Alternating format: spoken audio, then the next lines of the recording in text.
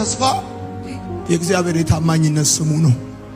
ተስፋ ሊቆርጥልናል። ለካ ተስፋ መቁረጥ እግዚአብሔር ታማኝ አይደለም ማለት ነው። እኔ ደግሞ ታምኖልኝ እንጂ ማቀው ሌላ ነገር አላውቅም። ማዕበል ስለሌለብኝ አይደለም ቀጥ ብዬ መሄደው፣ ወጀብ ስለሌለብኝ አይደለም ቀጥ ብዬ መሄደው። የሀገሬ ልጆች እህቶቼ፣ ኢትዮጵያ ውስጥ ተምራችሁ ብትመረቁ ስራ እንደማትይዙ እያወቃችሁ ብትማሩ፣ ሲቪል ኢንጂነሪንግ ተመረቃችሁ ስራ የሌላችሁ። ሚካኤል አንጀሎ አንድ ጊዜ ድንጋይ ይጠርባል። ምን ያደርግልሃል ሲለው መልአክ ይታየኛል አለው ለጓደኛው። ከወደቀ ድንጋይ ውስጥ መልአክ ይታየዋል።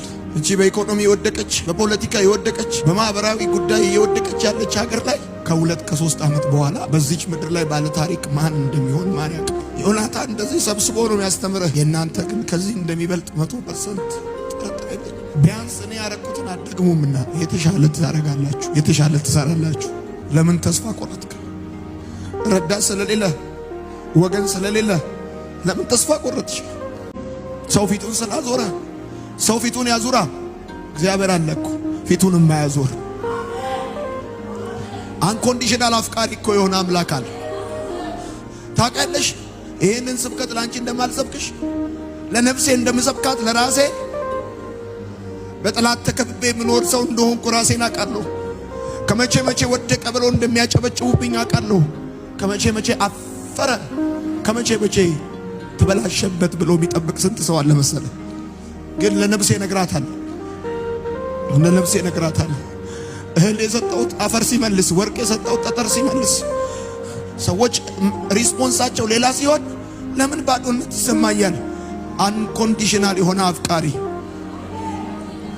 የእግዚአብሔር የታማኝነት ስሙ ነው ተስፋ። ገብቷል? ከውጭ ሀገር ከባህር ማዶ የሚኖር የምጠብቀው እጅ የለም።